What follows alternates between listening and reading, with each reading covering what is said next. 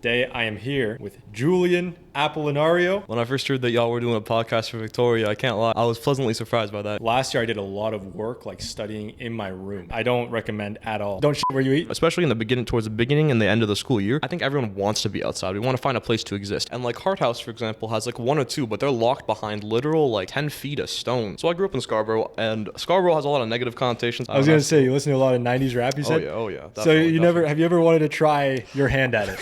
I'm not a criminal. I don't sell drugs. I'm not in a gang. Even pretending that I do that type of stuff to carry on the trappings of the genre it's just foolish, you know. Something I see a lot of is, the free my man, he ain't do shit type thing. Whenever Victoria College, mixed martial arts, definitely look out for that in the next couple of months. Yeah. You know, Theo, he's trying to put together a student fight night at Victoria College. I think that would be dope as shit. I agree. I think that would be really something. North America is not really focused on boxing. We have a big Asian martial arts population here. I just realized the other day, so the Vic registrar follows VoV. They're following me to kind of spy and see what's going to be going on here in this college. It's smart of them, honestly. I was talking to my cousin. She goes to college in the States. She was asking someone at her school, she's like, what stops this guy across the row from pulling out a gun and killing me right now? We had one guy who wanted to know if you could rank your top Kanye albums. My top Kanye albums are. I think Juice WRLD is great. Have you seen his freestyles? Exactly. The guy just keeps going. And unreal. At the end of the day, the thing I value the most in this world is being able to go to bed and just like sleep. I think another big thing people love to do, they love to have controversial people. They'll have like, Ben Shapiro or Donald Trump on a podcast. Yeah, it does make you famous and it gives you kind of like a limelight, but like division is a very good way to gain followers. You're going to create a line between the people who agree with you, who now love you way more because you're on their side, and the people who now despise you because you don't stand with them. Both sides are giving you attention. People who love you are like, oh, this guy's great. And the people that hate you can't stop talking about how terrible you are. Ladies and gentlemen, welcome back to the VoV podcast, Voices of Vic. Today I am here with Julian Apolinario. How are you? Yeah, of course. Been doing all right. Happy to be here. It's when I first heard that y'all were doing a podcast for Victoria, I can't lie, I was pleasantly surprised by that. But it doesn't surprise me too much now, I guess. A lot of Vic people, we're always doing something. It's something I really love about the community here. So nice to see that become what it has been. Kind of a little institution for our generation, I guess. 100%. No, it's great. How are you involved in the Vic community? Like, what do you guys do? Well, I think with a lot of Vic, one of the big things that I always kind of loved was kind of jumping in and out of events, kind of being present on campus and seeing what was going on. I guess in a lot of ways more directly, it would have been with the Strand, the newspaper. I've been writing for newspapers for a really long time now. So, when I saw the Strand for the first time, I picked one up, and I think it was the Love and Sex issue like a year or two ago. Okay. And it was just, I couldn't believe that this was the type of stuff that we could publish. I was so shocked. It was, it was very kind of funny and in your face, and I really appreciated that. So it really kind of made me want to get involved in that when I first came to UofT. So that was kind of the way that got started, I guess. But, since then I like to kind of jump in and out of activities, keep an eye on the Instagram. Whenever there's kind of gatherings, I like to show up. But yeah. That's awesome. And the Victoria College community, we talked about this with Glenn because he ran his whole campaign about about making sure that all the colleges can interact with each other in UofT, not just Victoria with Victoria. Like, do you involve yourself with UofT at large or like the college mainly? That's a good question. I would definitely say UofT at large. Like, to be honest, as much as I do love Victoria, I find myself kind of gravitating towards a lot of different parts of UofT for different reasons. Like, I'll say, for example, like, one of the big things I kind of credit with helping me ease into UofT was the University College kind of publication, The Gargoyle, right? That had a very welcoming community. What is that? So The Gargoyle started out as kind of the usual, usual college newspaper, but eventually a lot of the staff members and the people who kind of started gravitating towards it sort of made it more of like an avant-garde type of zine, like you kind of would have seen in the 80s, very community-oriented, kind of made together by people. It's really nice because you actually assemble that physically. It's a very unique type of way to put someone together. So the people there and the kind of atmosphere that that I was able to cultivate, I found was really helpful with sort of getting ingrained in the overall UofT community. But beyond that, I think a lot of it comes to where you spend your time. So, I'll be around New College, all the different libraries, and once you really start to find like a physical space that you can exist in properly at UofT, I would say that you're able to sort of detach yourself from being solely focused on your college, which I think is a bit of a mistake if you can, best one to avoid. 100%. I absolutely agree. One thing that I've been doing this year mainly, last year I did a lot of work like studying in my room, which is not, I don't recommend at all. Likewise. Right? Like, the saying, don't shit where you eat, don't eat where you shit, whatever it is. Yeah, don't shit where you eat. Don't shit where you eat. That's how I feel about studying just like in here. You need to find a place campus. Doesn't really matter where it is, but what I've been doing is structuring my week so that I don't go to the same building more than once a week. So I'll go to Robarts on Tuesday, I'll go to the Rotman building on Wednesday, and then I'm at the law building on Thursday, just to break it up and not give my mind this kind of, I guess, comfortable feeling of just existing. Yeah, no, I agree totally. Like, being comfortable is, a lot of people want comfortable, but I think when it's in a situation where you are already very safe, it's best to kind of push yourself out of your comfort zone, leave some of that material comfort of your own house behind, and then go try to find somewhere else to sort of exist. Like, I totally agree with that. 100%. And I think some of the construction around like King's College Circle, for example, has definitely been a big detriment in sort of finding that outdoor space, especially especially in the beginning, towards the beginning and the end of the school year, I think everyone wants to be outside. We want to find a place to exist. But because that big communal space isn't available, unlike the libraries, right, we're kind of forced back towards the colleges, Trin Quad, Vic Quad, whatever it is. And it's really just not a good time, not good for the overall UofT community. That's true. That's completely true. The other day I was sitting at Sid Smith Arts and Science Building. And there's a little outdoor pad there, but like nothing really at UofT other than the King Circle. It's like, what is it, a field? They're a huge recreation space they're building. Giants. Other than that, there's not a whole lot of places I go to where you can just sit and study in the sun. No, exactly. I mean, sun's important. Exactly. And like Hart House, for example, has like one or two, but they're locked behind literal 10 feet of stone. Like that's stone walls protecting a tiny courtyard. It's like, what is that? We need that big communal space, because I think UofT, we already suffer for being in the city because we don't have that campus culture that a lot of other places, Queens, Western, Waterloo, we don't have that because we're in the city, right? So having that one big green space, I think, is like already so important. And the fact that we kind of missed out on that for the past year and a half, 2 years, it's already acting at the detriment for a lot of people at UofT. Good point. Yeah, I mean, there is Queens Park, but once again, that's not exactly campus material, if you want to call it that. No, for sure. It's a public space. Anyone can and will be there. You can't expect that to be a UofT including the space. Homeless. I mean, yeah, for sure. There's that problem too, right? Yeah, no, I think UofT, I remember when I first came to Vic, I heard something, and I've been thinking about this for a long time. I was always curious as to why Vic wasn't open 24/7, some of the buildings, libraries, all this type of, rec spaces, Cat's Eye, for example. Yeah. And they told me, we don't want members of the community walking into these spaces, right? And when I heard that for the first time, I thought that was a very condescending type of way to, I guess, speak about the homeless. We're kind of trying to whitewash or try to cover up this atmosphere. But I have having been at Vic for a long time and having actually worked in Ned's Cafe, I did observe that yes, there were a lot that we often do get homeless people coming in and out of the in and out of the facilities. Yeah. I don't think that's inherently a bad thing, but there's obviously people with more severe issues that can kind of disrupt student life and kind of add an element of danger that is regretfully found at UofT, but even worse over at TMU Ryerson. Oh, 100%. 100%. In first year, I went down there because my friend went to Ryerson, so we went to meet up. It's completely different. Oh, Jesus. Yeah. It's completely different. We have to give props to the campus security here. Oh, for sure. I don't know how they do it, but as soon as you step onto Yonge Street, it's like flips the city. It's completely different. Yeah, I think I love Yonge Street, and I think east of Yonge, while it definitely has certain aspects that make it a little bit a little bit seedier to say, it's also what kind of makes it kind of more interesting in a lot of respects. I think in what way?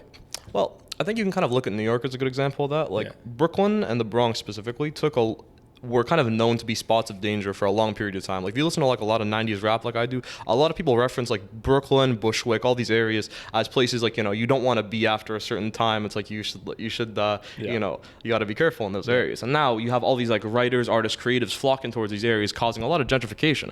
And I'm thinking we're seeing that in a lot of Toronto too. West of Yonge, I think, has become in many ways very, very gentrified. South of Bloor, west of Yonge is truly downtown Toronto. It's a commercial area. It's a lot of it is kind of centered around, maybe not centered around tourists, but it's very safe for tourists. But once you start getting east of Yonge and north of Bloor, that's when you start to get into kind of more the culturally existent areas of Toronto, where you can see more of the real city, I would say. Yeah, 100%. Would you want to explain gentrification for the people on the pod? for sure. So gentrification, big word, right, for some viewers. Yeah, for sure. So I mean, you guys have probably heard that thrown around a fair bit nowadays, I guess. So gentrification, from what I guess can be best summed up, is when we start to get areas that are perhaps not so safe, not so tend to be a lot more affordable, poorer, not a little bit more crime, for example, and they start to get cleaned up.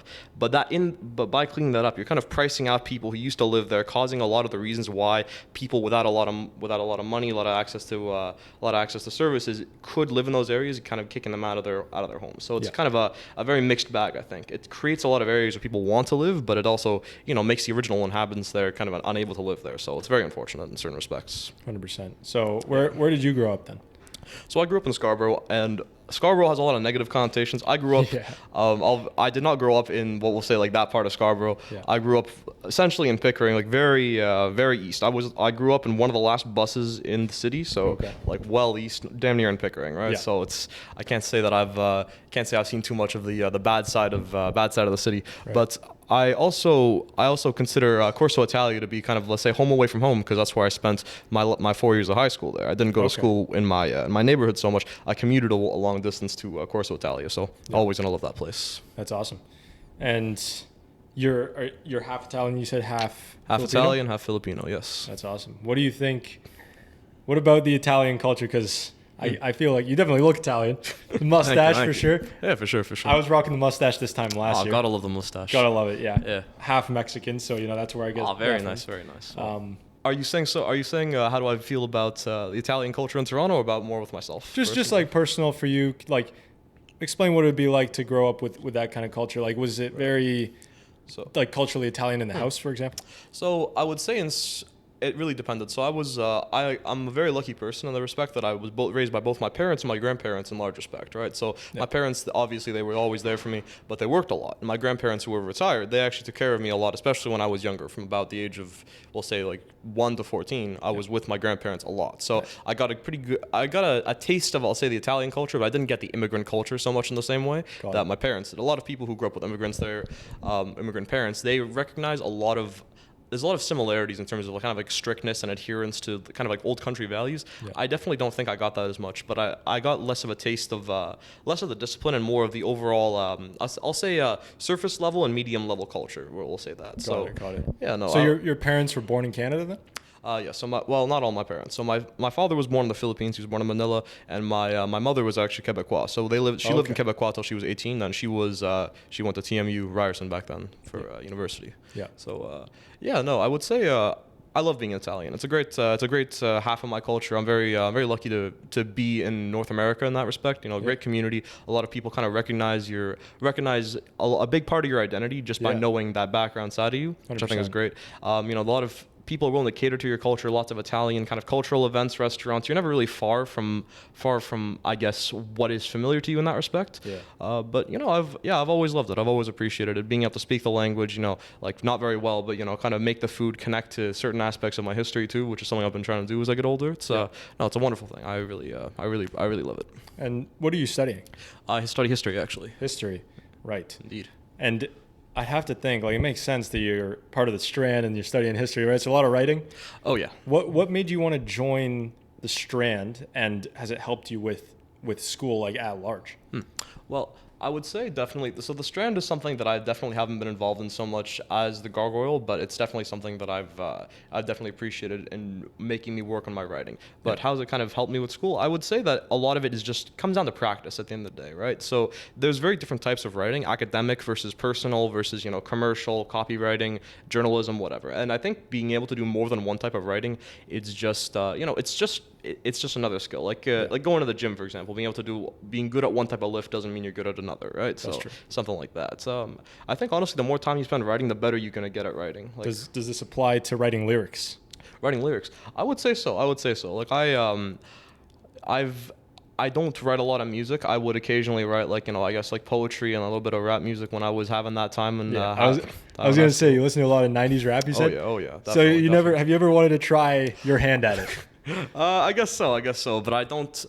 I think it's one of those things where a lot of a lot of rap music in general comes from a very different background than I have. You know, a lot of poverty, a lot of struggle that I just don't feel that it's really the genre that I could put much into. A lot of it kind of right? Exactly. Yeah. A lot of it kind of becomes like surface level, and I don't like, you know, I don't want to be affiliated with something that I'm not. You know, I'm not a criminal. I don't sell drugs. I'm not in a gang, and like trying to even pretending that I do that type of stuff to carry on the trappings of the genre it's just foolish. You know, it's like you should be authentic in your music. 100%. But no, with writing, I think definitely you gain a lot of understanding of backgrounds, things you can reference in your lyrics, for example, different ways of structuring things, you know, what sounds good vocabulary. So, of course, I think any type of writing will help any other type of writing, I'd say.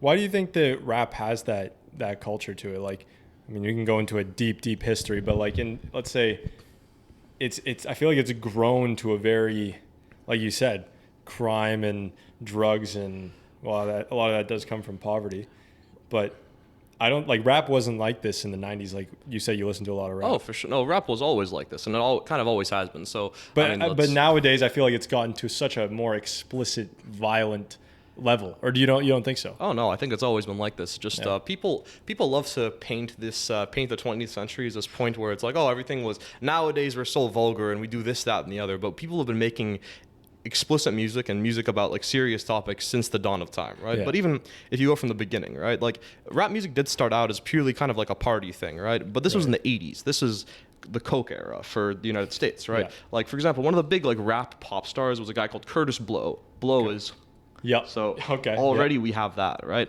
And by the late 80s, we're already getting like stuff like Public Enemy talking about like, you know, pretty severe like social disruption, right? Because they, you know, because of the racism they're facing as black people, right? Yeah. And all of a sudden you get NWA. That's 89 more or less, right? You get an Easy, Boys in the Hood. That's already talking about pulling a sawed-off shotgun out of your car and shooting some guy because he's taken over, you know. Yeah. It's like that was 40, 50 years ago. It hasn't.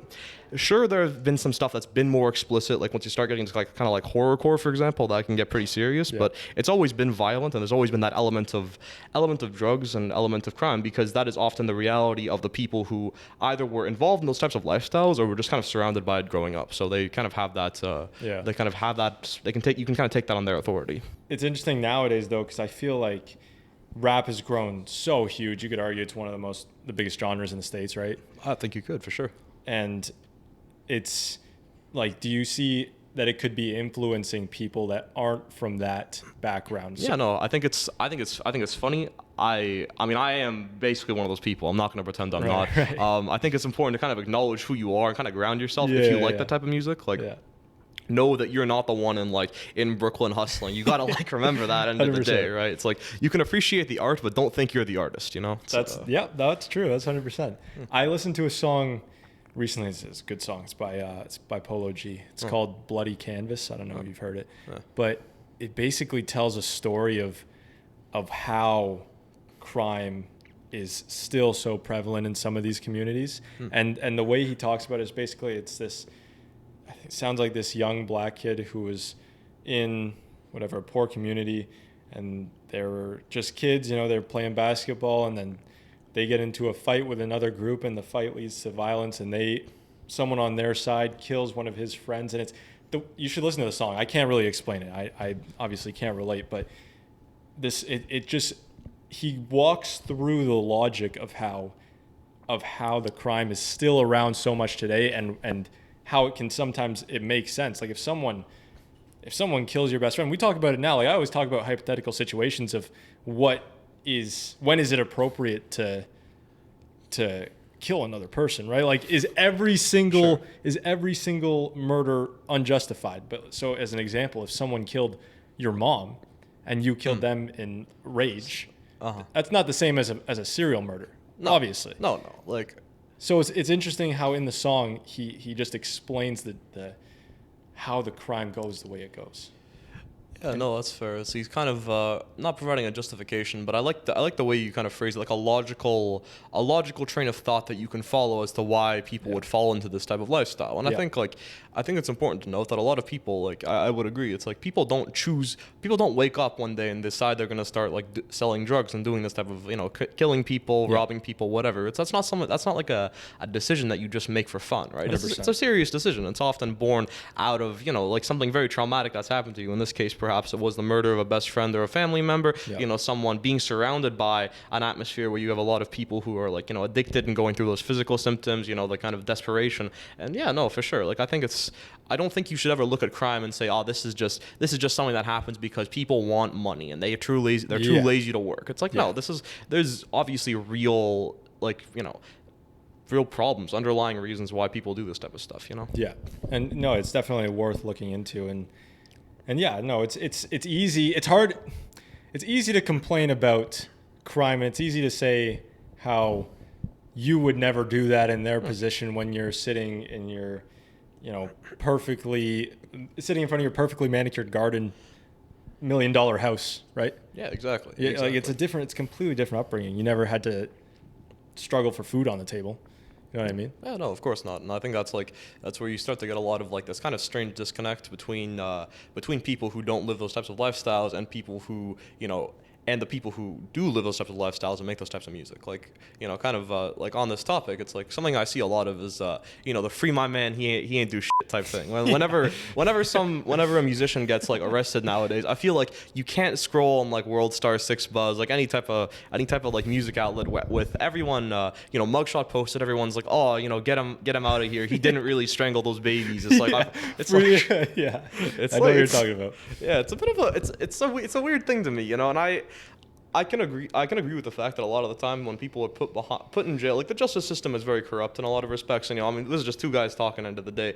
So what am I really saying about this? But yeah, justice system is very corrupt, and a lot of people don't deserve to be in jail. But I think a lot of the times with these celebrities, we give them way too much kind of like a white, we kind of wave them off, Pass, too much leeway. Exactly. Just because you're rich and you make music doesn't mean that you shouldn't have to suffer for the things that you've done. Not suffer, but at least pay the price. Exactly. Have some type of punishment, or at least pay it back towards the community or the people that you've hurt. So 100%. Yeah, it's completely true. No, you make a good point. There are a lot of those. Yeah, free my man. He ain't do shit. Guy is accused of 50 counts of murder. Exactly. Right. It's man, it's an unfortunate thing. You look at Suge Knight, for example, a big record producer back in the day, right? This guy what they finally got him on is he was out there. He's been committing crimes and kind of been involving himself in a lot of violence for a long period of time, kind of strong arming people, really terrible stuff. Financial crimes on top of that. To finally get put in jail, from what I understand, he had to commit vehicular manslaughter in broad daylight, and that guy had been doing. Essentially, the guy had been committing crimes for 20, 30 years, right? And it took him until he was literally gray in hair, barely able to stand up in court when they finally got him. It's crazy. Unreal. Yeah, and just to circle back, when I talk about the reasons that some of these crimes happen, obviously not justifying it, but if you want to help some of these scenarios, if you want to help some of these communities, and if you want to genuinely change something, you have to start by understanding what's bringing them to that point. You know what I mean? Oh, for sure. So we'll move on from that topic. Yeah, for sure, definitely. You are big into martial arts. There's a lot. I saw there's a lot that you do, not just boxing, but jiu-jitsu, Brazilian jiu-jitsu. Yeah, for sure. How do you get into that stuff? Well, it's I shouldn't overstate I shouldn't say that I'm any good at it, but it's something that's kind of been a part of my life for a long time. So I figured it's kind of worth. It's something I've always kind of continued in one way or another throughout my life. So it wasn't from Joe Rogan. No, Jesus, no.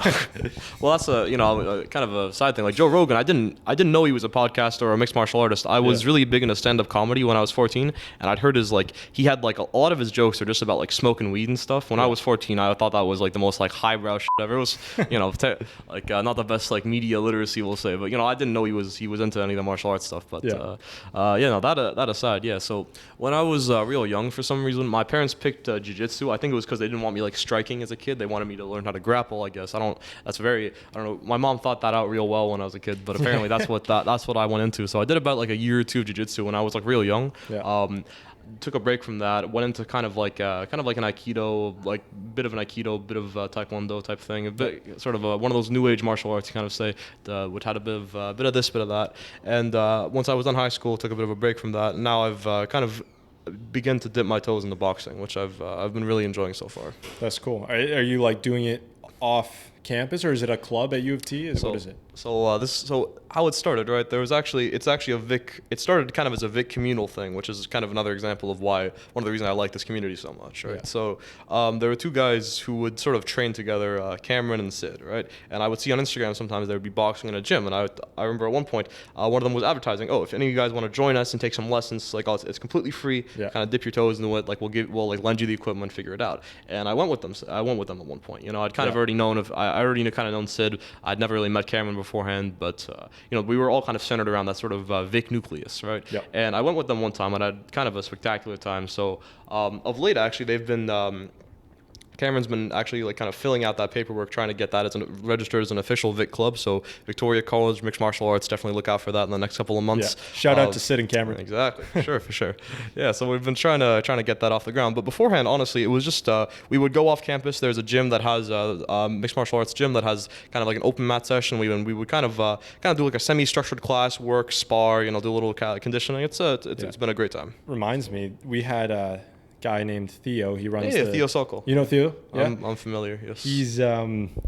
He's trying to put together a student fight night at Victoria College related to his Victoria Pool Society VPS. So he's going to call it VPS Box. That's what he wants to do. Right. Yeah. I think that would be dope as shit. I agree. I think that would be really something. I know Theo's kind of a more traditional British style boxing, and he wants that type of environment there. I think that's real interesting. But I'd be very excited to see what that would turn into. We'll see if he could pull it off. That's a big feat. If Victoria College somehow would allow it, yeah, that's a big thing, right? Because we're a university at the end of the day, and it's like that. Yeah. Like boxing is it's blood sport at the end of the day. It's great stuff, but and you can learn a lot of good things. But a lot of people are very averse to the actual hitting and fighting and the violence that comes with it, right? Like I think one of the things that I don't know if I saw bits and pieces of that podcast with Theo, but I don't know.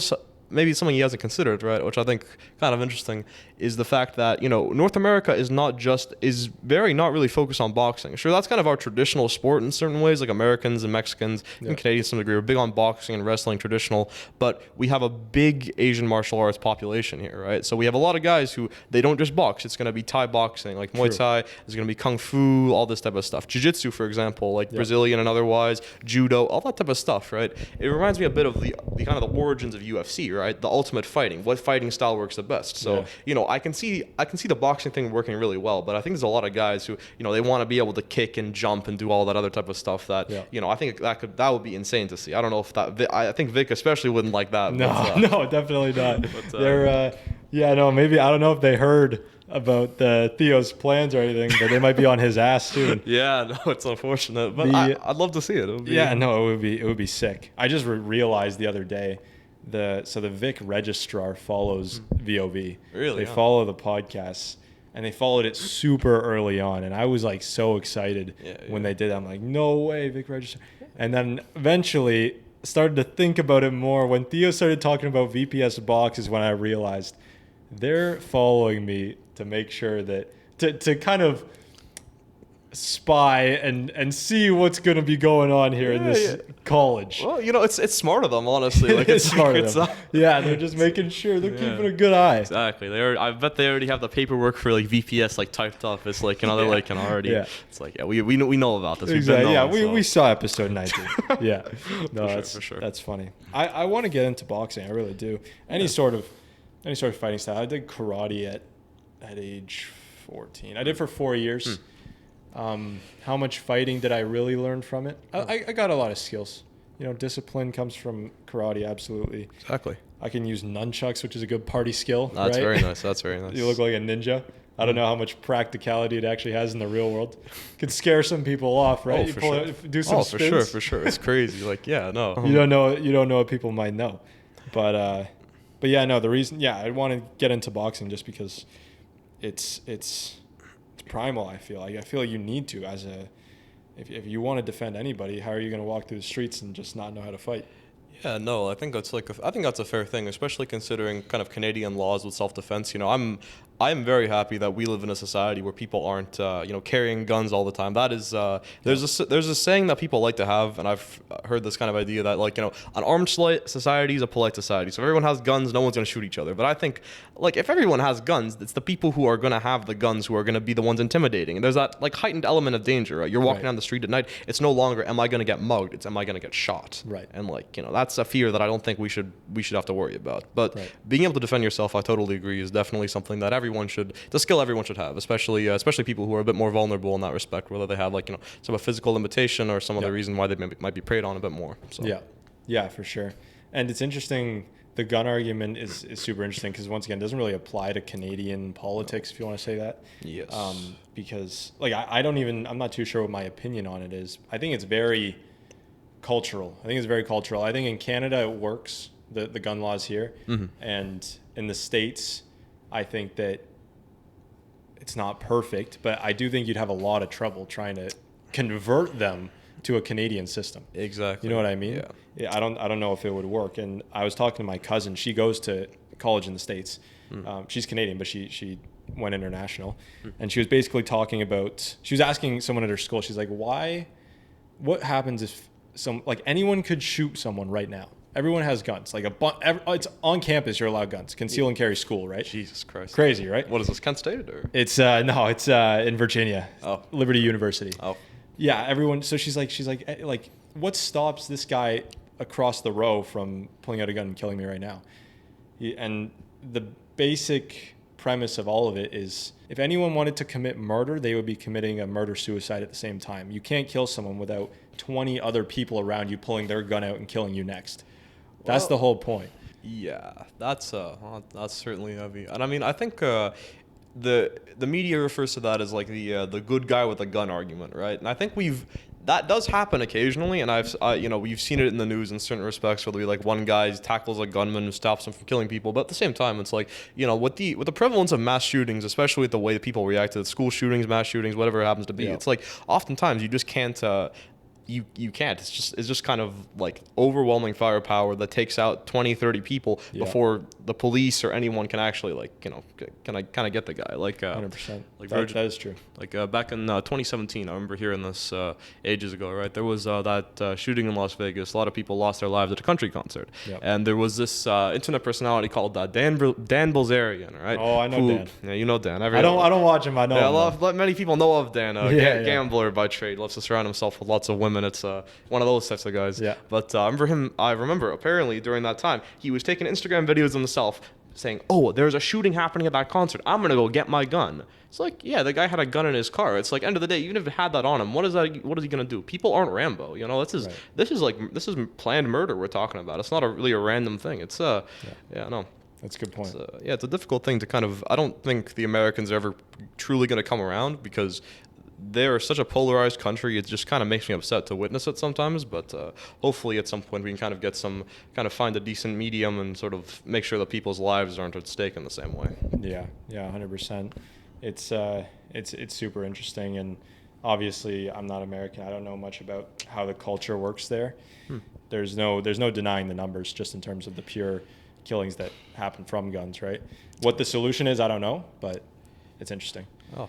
Yeah, no, I think, even back in the day, I only have kind of some amateur history in this regard, right? So back in the day, there have been successive attempts to kind of limit gun ownership, but some of them kind of go out of fashion and they expire. Before the 30s, as far as I'm concerned, civilians were able to own basically anything. That was kind of the idea beforehand, but at that point, you start to get really prevalent automatic weapons. By this point, you've already had revolvers that can put a lot of lead down range real quick. Yeah. So limited in the 30s, limited in the 80s. From what I remember, 90s with Clinton, but a lot of that assault weapon ban that expired recently, right? And that's kind of coming around this very militarized time with 9/11, the Iraq War, where a lot of people are now thinking, "Oh, I want a gun," because we're kind of in, or at least 20 years ago, kind of in this warlike state. And I feel like that type of mentality sort of continued up until this point. Right. And I think a lot of people also have it for the reason of government tyranny, because that's another thing you could look at history and see right before a leader or a government went completely absurd and corrupt, the first plan you had to do was make sure that none of the civilians had the guns. Exactly. Which is, once again, I'm not taking a side. I don't know enough about this issue, but both arguments are really interesting to talk about. Before you got here, actually, this is a mess. Sorry, by the way. This whole table's destroyed. Don't worry about it. We had a bunch of people We're in college. It's fine. Exactly. Yeah, it's off camera. No, nothing to worry about. Exactly. You all saw nothing. Yeah, exactly. We had a bunch of people over for lunch. I was asking anyone if they had questions for you, for Julian here on the pod. We had one guy who wanted to know if you could rank your top Kanye albums. My top Kanye albums are. Do you know Do you listen to Kanye? I'm familiar with Mr. You know West. Kanye. Yeah, I know Kanye. So I mean, obviously, I'll throw out like the disclaimer. Obviously, like Kanye has always been a very unstable individual, but some of his recent stuff, obviously the anti-Semitism, like I firmly condone all that behavior. And this sounds very rehearsed and such, but I like the guy's music, but him as a person, the recent stuff, very unapologetic. I just can't stand with that behavior. Right. But that said, if you want to just kind of talk about the music that he's made, we're talking about a top 5 or just overall ranking? Let's do top 5. Top 5. That's a good question. All right, we're gonna start. We're gonna do a no particular order type thing, but I think we're gonna start with My Beautiful Dark Twisted Fantasy. Right. Okay. To me, that's got some of the best production and the best flow that you see on any album. And a lot of the rock samples that he uses on that are absolutely spectacular. And I think he's one of the first hip-hop artists to lean into the idea, I am not a musician, I am a rock star. There are going to be crowds of people chanting my name, and that's kind of what fuels this sort of like narcissism and this megalomania he has, pardon the psychobabble. But yeah, I think that despite that kind of causing a lot of problems later down the road, I think that's a great album. Beautiful stuff, Monster, Power, and even just beyond the singles, gorgeous, beautiful. It's a wonderful album. I would then say College Dropout. College Dropout. Yeah, you gotta love College Dropout. Yeah. College Dropout to me is, Kanye. I think it's that type of. He has a lot of more, more progressive politics on that album. I think that's a lot of the things people they want that era when he was kind of calling out a lot of things about racism and about the government. People like that part of him. But it wasn't only that he was delivering a good social message. It was that it was delivered on this super catchy soul beats. That was really when he was able to break free of that sort of just producer. He was not only that, but he rapped over amazing sounds. Like I think you can't. That's beautiful stuff. Yeah. Beyond that, I've developed a soft spot for Life of Pablo in recent, last 2 years, I'll say. Okay. Life of Pablo, I think, is one of his, it's got some of the highest highs that he's ever kind of been able to reach, one song, No More Parties in LA. Have you ever heard No More Parties? No. No More Parties in LA is a song where I believe it's produced by Madlib or RZA, one of the two. Both of them are amazing producers. It has Kendrick Lamar on it, and Kanye is able to out-rap Kendrick Lamar on that, which is a feat in itself. That guy won a Pulitzer Prize, and Kanye, just sitting in his house, coming up with stuff, was able to perform a technically better performance, in my opinion. It's beautiful. It kind of covers a lot of the topics of fame, the rise and fall. It's a lot of very out of touch for the average person, but he's talking to you as if you're just there with him, and I think it's a wonderful album overall. I don't want to talk about Kanye the whole time, but we'll do two more, I guess. Yeah. Unless you're confident with the top 3. You know what? I gotta say those actually might be the top 3. Beyond that, I feel like I might be sort of grasping at straws. But I will say this: some of his, I think some of the aesthetics you see on the more recent albums, the kind of clothes that he was wearing to accompany that, I think that's always been something I've thought was interesting. Around Donda, the kind of the theatrics he had with the descending from the stadium, the mask, the spikes, I've always thought that was a very interesting look. But the music, not my cup of tea. So that's your top 3. That's a good top 3. So Mark will be happy. There you go. Mark will be happy. We'll get him that list. No. You say a lot of it was 90s rap, not to circle back to rap or anything. For sure. No. I mean, do you listen to modern day stuff, any current day stuff? Yeah, I do. That was definitely, I found out about hip hop kind of in a very, purist, elitist culture, and I didn't like that. A lot of people were like, we need to have Biggie and not Tupac. There was the great guys, and they were acting like anything made after the year 1999 was crap. But I think I am very past that. It's taken me some time, but I'm happy that I've kind of found a new appreciation for a lot of the modern production and music and just lyrics that are able to come from that. So I mean, some modern favorites that's been Denzel Curry, Joey Badass, even though his output's been a little less in the past recent years. Someone from the 2010s who I've come to really love is a guy called Capital Steez. Capital Steez. Is this an underground guy or? Well, he's underground because he's dead. That's, okay. So it's a regretful thing, but he was kind of one of the big what ifs in my opinion. Capital Steez, like he was coming out of this kind of New York Renaissance, and he was about 18, and he had some amazing, really good mixtapes. Like he had a beautiful flow. He talked about things he cared about. He's such passion in his lyrics, but he regretfully died at 18, so even younger than myself. So it's an unfortunate thing, and I listen to his music, and I really see so much potential. It's just it's very unfortunate. But people shit on me all the time. I think Juice WRLD is great. That's got to be, I think, the number one, my favorite rapper. Yeah, more than fair. And have you seen his freestyles? The freestyles are the insane. Westwood freestyles for like over an hour. Exactly. The guy just keeps going. And unreal. It's amazing. Like, Eminem praised him. He was like, how did he learn it so quickly? For sure. At such a young age. Yeah, they even linked up together for Godzilla, right? It's, Juice WRLD is spectacular, like in terms of a lot of his melodic stuff, but just technical ability. You can't deny it. 100%. Yeah. No, I like hearing your take because you know a lot about like the whole genre as an entity. I'm really only listening to him in depth. I listen to a few other artists, but in depth, like I'll go to YouTube and search his unreleased stuff. Listen to that for 2 hours. Oh, that's great. That's great. It was, it's really good. And there was a documentary about him, about just his whole drug situation and his overdose. And it's just crazy, the wasted talent. Exactly. When you see, like, obviously Juice WRLD's just a famous example, but just think about how many people out there, how many amazing things could have been done if it weren't for, drugs in this case, but so many other reasons, right? Yeah, drugs and suicide and kind of keeping up with the pressures of fame. It's like even murder in some cases. Like it's a really horrible thing, I think. And I don't know, people who achieve that level of stardom, I guess, you're often surrounded by a lot of these pressures, and a lot of people who kind of made it through that today they're the very lucky ones. Like you look at like the Beatles, like Elvis was on meth. Like a lot of people were on meth back in the 50s, right? They like a lot of people they were doing like crazy drugs just to stay awake, and regretfully just nowadays that kind of mixed in with like opioids and all that stuff, it gets really dangerous. So it's been a long-standing problem. Does anything attract you to that stardom? Like if you personally could go get fame right now and chase fame, is that something that would interest you? Well, if they were selling it down the street, I'd probably give it a taste, I think. But I think fame overall is, in a lot of respects, it's more hassle than it's worth. I think most people nowadays would say they would prefer the money to the fame. Right. But I think I was talking about this with a friend of mine also from Victoria. We were talking about the kind of the rock star fantasy, and I think like regardless of who you are, it makes a lot of sense to have that. I think like it's something I often like. I guess I often kind of end up daydreaming about sometimes. It's like when you hear a really good piece of music, I can almost like imagine myself performing this and hearing the crowd of people. Just the kind of the admiration that they have for these artists that they love. Like I think there's definitely something enticing about that. But if I stepping back from it, I don't think it's a good situation because you are such a public figure. You don't have peace and you don't have privacy. And I honestly, at the end of the day, the thing I value the most in this world is being able to go to bed and just like sleep without that interruption.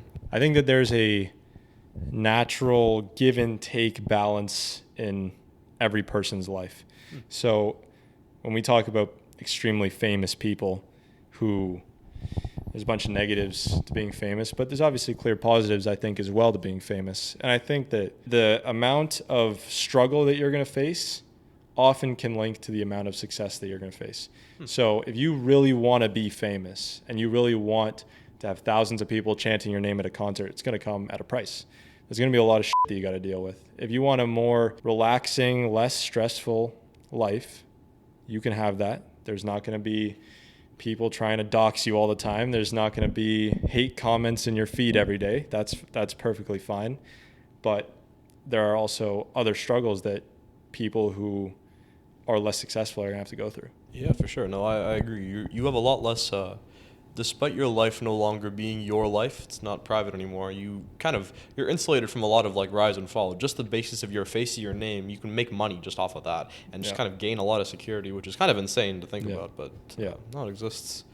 Like I think a good happy medium, I think, is being like locally known or locally known, popular but not famous. If that makes sense, right? That's a good way to put it. Like I think you being like a regular at a coffee shop, for example, right? You're not famous, but yeah, you're gonna get every fifth or sixth drink, the barista will wink at you and just pass it to you. You get some better treatment. You can kind of banter with the regulars. You have some say over the menu. That's like kind of being the king of your little kingdom or whatever, the celebrity of your minor Hollywood. I think that's probably what most people want. Absolutely. Yeah, absolutely. And another thing that's actually super interesting to think about is, what are people trying to be famous for? I think that's a very good question, because a lot of people say, when people say they want to be famous, what do you want to be famous for? Like, I see some of these, no offense to Twitch streamers or people who love Twitch, but I see some of these guys on Twitch who have millions of followers and basically do jack shit every day, right? No offense. Once again, no offense. I'm making that clear. I don't stream. I'm not a fan. Yeah. Okay. So I don't think I'd want to be known for that. I wouldn't want to be known as the famous streamer who sits on a computer and plays video games all day. Yeah. No, that's fair. I think in those situations, it's kind of like. It's nice if you're someone who genuinely has a passion for video games or that kind of community, and then you can kind of make money off that. But yeah, like a lot of people I'll see nowadays, like Speed or like Kai Cenat. I don't watch these people, but I see clips on YouTube, and it's like you're even Jake and Logan Paul back in the day before they had some more established careers. They were like what, setting stuff on fire, like destroying computers. It's like what are you doing? Why is that fulfilling to you? Like 100%. It's weird. It's internet celebrity culture. It's very strange to me. That's right. Yeah. And sometimes I'll think, like, just for ideas to grow the podcast, even I'll think like, oh, maybe I can go on the street of UofT and do these like little interviews that they do. Like, what would you rate yourself on a scale of 1 to 10? You know those things. You've seen those clips? Yeah, of course. I was thinking of doing that stuff, but like, I'm not trying to be known for that. Exactly. I enjoy having a podcast. I enjoy talking to people. This conversation's been great. Likewise. And yeah, I don't know. I don't want to be very gimmicky. That you have to be careful. Yes, you want to grow the podcast, but what do you want to be known for? Like, what clip is going to blow up? Is it going to be the one of you on the street being a jackass, or is it going to be the one of you in a conversation talking about important topics? Exactly. Right. Like it's a weird thing. A lot of people look down upon those like street interview guys. They're like, oh, you guys are kind of like you guys are becoming famous, kind of doing nothing. Yeah. Leeching off. I don't want to say leeching, but you're not really adding anything to society. You're not talking about something interesting. So I kind of applaud you for not wanting to take the easy route, right? And like I think another big thing people love to do, they love to have controversial people, which is always has its pros and cons, but like a lot of guys, they'll have like Ben Shapiro or Donald Trump on a podcast and kind of let them say something like ridiculous and cite some type of just like let them spout some type of pseudoscientific nonsense like this thing about women, this thing about these people. It's like it's unfortunate. Yeah, it does make you famous and it gives you kind of like a limelight, but like you're lowering yourself and your standards as not a journalist, I should say, but as a personality, I think. Like a division is a very good way to gain followers. Oh, for sure. That's for sure, because you're gonna create a line between the people who agree with you, who now love you way more because you're on their side, and the people who now despise you because you don't stand with them. And both sides are giving you attention. Exactly. The people who love you are like, oh, this guy's great. And the people that hate you can't stop talking about how terrible you are. But you don't like the person, so you talk about it and express it. It's crazy. Yeah, I know, it's crazy. Yeah. It's been a great episode. Yeah, agreed. Do you have any final thoughts here for the viewers at home? If you're at Victoria or not, work on that community. Make sure you've got good people around you because, university is not easy. It can be a hard time for a lot of people. So, having people to lean on is probably the best thing you can do for yourself. Yeah, I'll leave it at that. Appreciate it very much. Alrighty. Julian, thank you for coming on. Okay, Carter. It's Julian Apolinario.